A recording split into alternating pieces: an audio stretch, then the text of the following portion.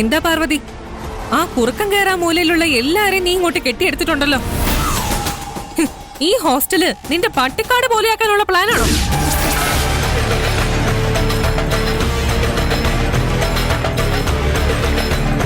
എടാ, കൈലാസ് സാർ നമ്മുടെ നാട്ടിൽ വന്നപ്പോ ഈ ചേച്ചിയും കൂടെ ഉണ്ടായിരുന്നു.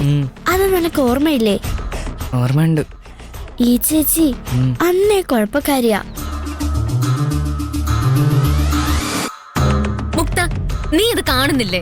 രണ്ടെണ്ണം പൊട്ടിക്കുന്നതിന് പകരം നീ അവളോട് കുശലം ചോദിക്കാണോ?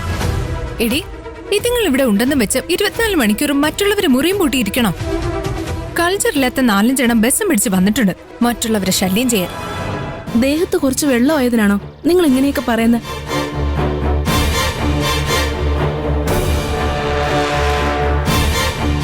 കുറച്ച് സമയം കഴിഞ്ഞ വെള്ളം ഉണങ്ങും, പക്ഷെ പറഞ്ഞത് തിരിച്ചെടുക്കാൻ കഴിയില്ല.